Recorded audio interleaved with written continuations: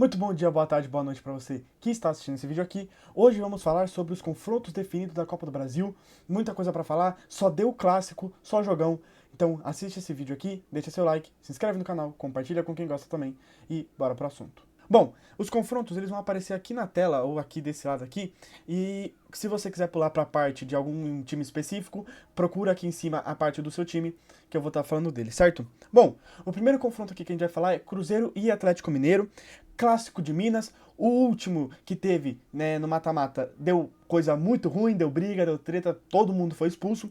Mas, cara, se a gente for falar de jogo hoje, na minha opinião, o Cruzeiro ele tem mais time que o Galo.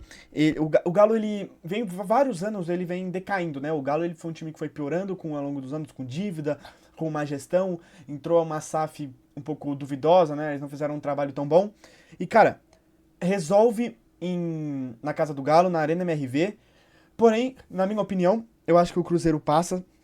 O Cruzeiro contra a Chapecoense não fez um mau confronto. No jogo de ida foi um 0x0 muito ruim, mas assim, o Cruzeiro até teve uma superioridade ali no jogo. Já no jogo de volta, o Cruzeiro ele foi superior, ele mostrou o porquê que o porquê que merecia classificar e não a Chapecoense, e acabou se classificando. Quando a gente vai falar agora de Atlético Mineiro, cara, eu já acho que o Atlético Mineiro fez uma Copa do Brasil nas oitavas muito ruim contra o Juventude. O jogo lá em Juventude, inclusive, assim, eles jogaram melhor, mas se o Juventude sai vitorioso daquele jogo, eu não acharia nenhum absurdo. O Atlético Mineiro ele não conseguiu em nenhum momento se mostrar superior no confronto contra o Juventude. Inclusive em casa, acabou empatando e não conseguiu fazer resultado. E foi fazer gol no Juventude no último lance da partida. Então o jogo era para ir para as pênaltis e aí nos pênaltis não sabemos o que aconteceria. O Galo até poderia passar, mas não é uma certeza. Cara, eu acho que é um confronto equilibrado. Não acho que o Cruzeiro seja tão superior. O Cruzeiro, com o Arthur Jorge, ele vem crescendo, vem melhorando, o trabalho dele vem se consolidando no Cruzeiro, perdão.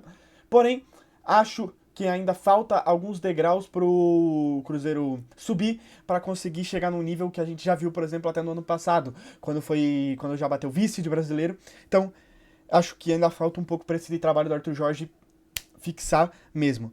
Quando a gente olha pra parte do Atlético, assim, no trabalho, o Eduardo Domingues, cara, ele não vem fazendo um trabalho ruim no Galo.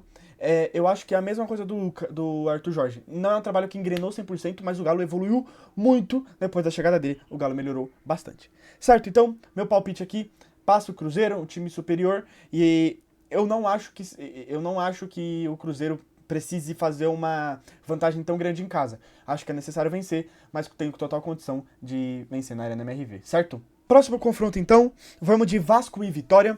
Cara, confronto equilibradíssimo. Equilibradíssimo. Eu já vou dar meu palpite agora. Eu acho que vai dar Vitória, certo? Mas, na minha opinião, na casa de quem resolvesse, o time ia passar. E como vai resolver na casa do Vitória, lá no Barradão, eu não acho que o eu não acho que o Vasco consiga passar, certo? Cara, o trabalho do Pedro Emanuel acabou de chegar no Vasco, não teve tempo pra treinar o time direito ainda, tá se adaptando, perdeu um jogo, empatou 4 jogos e ganhou 2. Não acho que o Vasco vem jogando mal, tá? Contra o Fluminense na Copa do Brasil fez um baita jogo de volta. Contra o Bahia agora fora de casa, acho que fez um jogo equilibrado ali. Jogar lá na Bahia é muito difícil, a gente sabe disso, que é muito difícil jogar lá na Bahia. Cara, o time do Vasco fez boas contratações, inclusive contrataram um meia agora, que eu achei muito interessante a contratação dele também. Porém, o trabalho do Jair Ventura no Vitória é um trabalho consolidado. Se a gente estava falando de times que não tinham trabalhos consolidados ainda, não é o caso do Jair Ventura, cara. Ele conseguiu firmar um bom trabalho no Vitória. O Vitória eliminou o Flamengo e eliminou o Atlético Paranaense. Os dois times que estão no G4 do futebol brasileiro hoje. Então, é muito bonito o que vem fazendo o Jair Ventura. Não acho que o Vitória seja time para bater campeão. Não acho que, assim, se acontecer, não é o maior absurdo, porque eles já conseguiram eliminar times bons, eles já mostraram que no mata-mata eles podem dar trabalho, principalmente quando jogam em casa. Que foi onde eles complicaram o Flamengo e foi onde eles complicaram o Atlético Paranaense. O Vitória, desde que voltou da Copa do Mundo, não vive o seu melhor momento, já esteve até um pouco melhor na temporada. Mas eu ainda acho que dá Vitória, porque eu não acho que eu acho que eles vão conseguir segurar o resultado lá no São Januário, vão levar o jogo pro Barradão e vão vencer lá. Bom, então, pra finalizar o palpite, acho que é o confronto um dos mais equilibrados, cara. De verdade mesmo, é um confronto muito, muito, muito, muito equilibrado. Pode cair pra qualquer lado esse confronto mesmo, assim. São dois times que não são muito bons, não são horríveis, são times ali mediano, mas eu acho que o Vitória tá um pouco à frente do Vasco e além de estar um pouco à frente, resolve o jogo em casa, certo? Próximo jogo que a gente vai falar agora, Grenal. Mais um clássico. Então assim, vamos lá. Pô, minha opinião, o Internacional mereceu passar contra o Corinthians, porém, ao mesmo tempo, eu não acho que o Corinthians se o Corinthians passasse não seria um absurdo. Na minha opinião, no Beira-Rio, o Corinthians joga melhor que o Inter faz um jogo horrível lá no Beira-Rio, vence por 2-0 por conseguir ser eficiente nas bolas que teve. Mas o Corinthians ele teve mais posse de bola, o Corinthians pressionou mais, o Matheus Cunha fez boas defesas no jogo de ida. E acho que o Corinthians ele pecou muito, muito no jogo de ida. Então, pra mim, o Inter ele vai cair pro Grêmio, mas a gente já chega lá. Falando mais sobre o Inter. O trabalho do Pesolano, na minha opinião, é um trabalho muito ruim, é péssimo.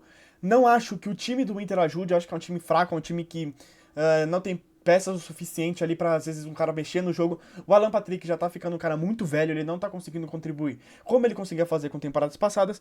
E eu não acho que eles tenham jogadores excepcionais, cara. A contratação as contratações não foram tão boas, não tiveram tanto impacto, e eu acho que o Inter, cara, vai ter uma temporada muito ruim no Brasileiro, tem que se cuidar, assim como o Grêmio.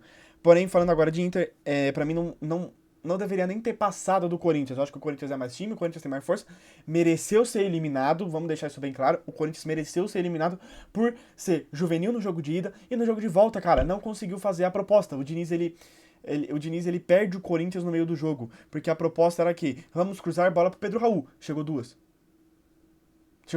Ah, mas o Corinthians ele cruzou 30 bolas. Eu vi gente falando que o Corinthians cruzou muito. Sim, o Corinthians cruzou muito, mas não acertou nada. O Caio César não acertou um cruzamento. O Garro não acertou um cruzamento. Nos dois cruzamentos que a gente acertou, um ele perdeu cara a cara com o goleiro, o outro ele fez. Então, se o Corinthians tivesse feito o jogo que era para ter sido feito, ou se acertasse a sua proposta de jogo, teria eliminado o Inter em casa. Mas, merecida a classificação do Inter, o Corinthians bobeou muito. Falando agora de Grêmio, cara, me surpreendeu o Grêmio ter eliminado o Mirassol. Vou ser sincero, cara. Eu achei que o Mirassol ia passar. O Ganis conseguiu arrumar o Ganais. Acho que é assim que se pronuncia o nome dele, eu não sei pronunciar o nome dele. O Rafael, né? O treinador do Mirassol, Rafael. Ele conseguiu ajeitar a casa de novo. O Mirassol vem crescendo muito, muito na temporada agora. Tá se distanciando da zona. Saiu da zona, né? Tá começando a se distanciar agora. E o Mirassol, cara, não é um time ruim. O Rafael, ele sabe o trabalho que ele tá fazendo um bom trabalho. O Mirassol não tem um time horrível, a gente sabe, perdeu muita peça. Perdeu o Danielzinho, que eu acho que era uma peça muito importante. Perdeu outros jogadores ali, o Mirassol. Só que eu ainda achava, cara, que o Mirassol era um time mais forte que o Grêmio. E eu achava que tinha total condição de ganhar o jogo em Mirassol. Mas o que pegou pro Mirassol foi exatamente isso. Jogo em casa, empataram, não podia ter acontecido isso, levaram o jogo pro estádio do Grêmio e aí fica muito difícil. Torcida a favor, o Grêmio... Cara, é difícil de falar que camisa pesa, só que eu acho que dependendo da grandeza do time, eu acho que no jogo de mata-mata, os jogadores que às vezes não têm tanta experiência, pode pesar. Então, Grêmio conseguiu a classificação, não fez bom jogo na ida, não fez bom jogo na volta, o Grêmio tá perigando pra cair assim como o Inter, então eu acho que é um confronto muito equilibrado, porém, na minha opinião, é um confronto nivelado por baixo. Mais baixo do que Vasco e Vitória, inclusive. Eu acho que o jogo que esses dois times podem fazer é muito feio, ainda mais por ser um clássico. Então eu acho que o jogo não vai conseguir andar, não acho que vai conseguir andar direito. Por serem dois times ruins, eu não acho que nenhum vai conseguir se sobressair tanto nesse confronto.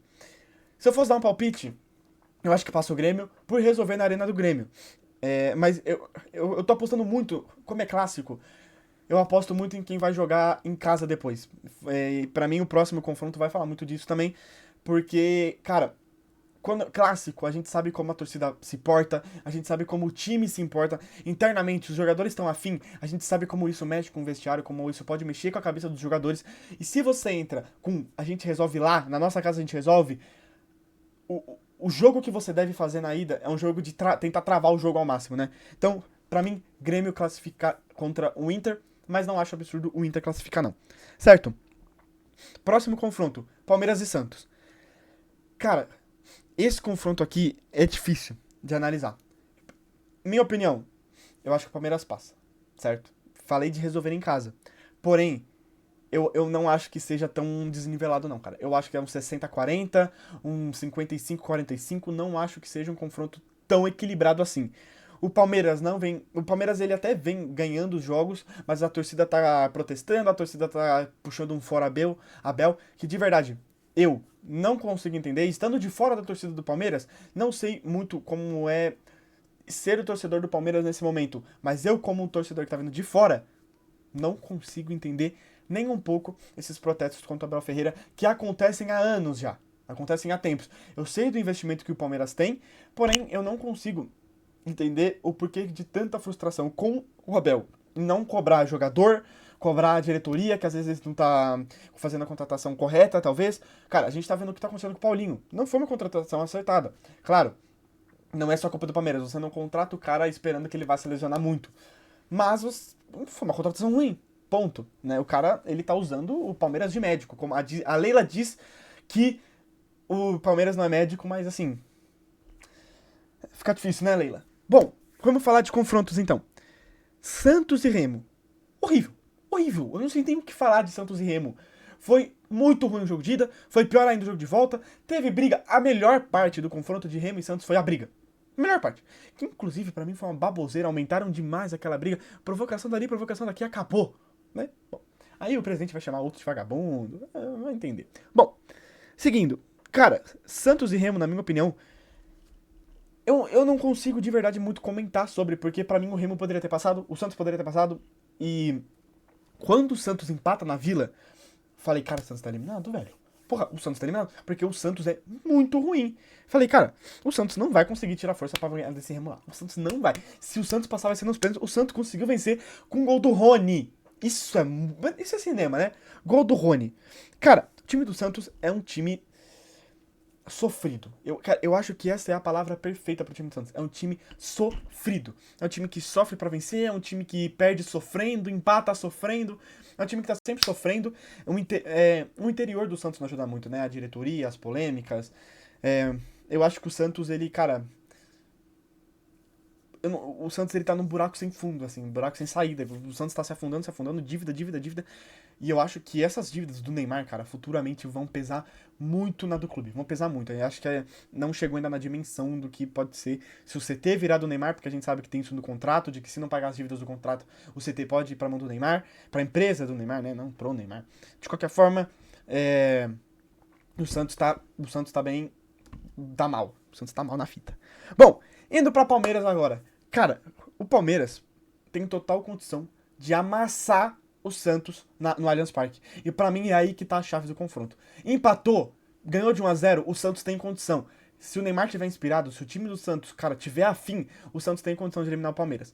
Mas assim, minha opinião, o Palmeiras vai amassar, acho que amassar é forte, mas assim, 2-0 na Vila, no Allianz, eu acho que faz.